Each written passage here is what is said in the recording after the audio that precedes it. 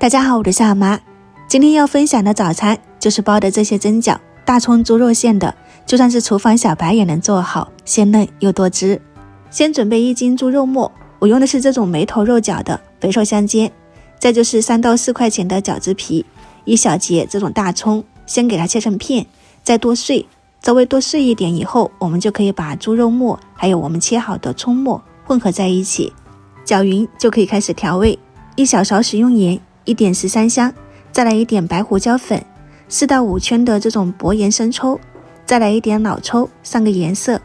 再挤上1点蚝油提鲜，最后加入1小勺的白糖跟半勺的食用油，把这些调料和猪肉大葱全部混合在一起，只要把调料搅融就可以了，不用过多的搅拌，大概1分钟猪肉馅就准备好了。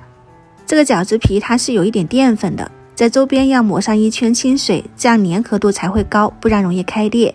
再放入猪肉馅，蒸饺应该都会包吧，就是你先给它对着捏一下，然后再把另外一边折过来，捏出这种折花，另外一边也是一样的，捏好后再稍微整理一下，一个蒸饺就做好了。这样的话呢，也是比较方便快速的，也是比较新手一点就能上手的。你可以看一下另外一个方位，我是习惯了一边只折2下的，你也可以多折一点，反正2边对称就可以啦。这样蒸饺就全部包好了。这里1斤的猪肉馅全部包完，大概是47个的蒸饺，3块钱的饺子皮也刚刚好。我这里是一半去冷冻了，另外一半就是上锅给它间隔摆放。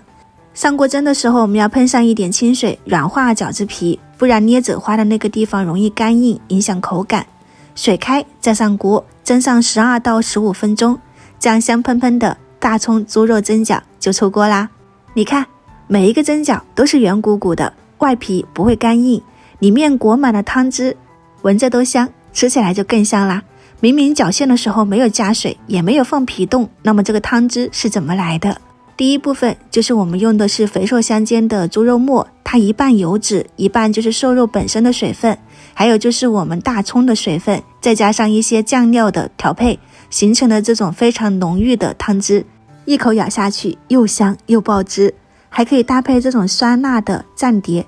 吃的就更多了。我就先不吃了，反正如果你也喜欢的话呢，可以点赞收藏起来，去家里面试一下。我是夏妈，我们下次再见。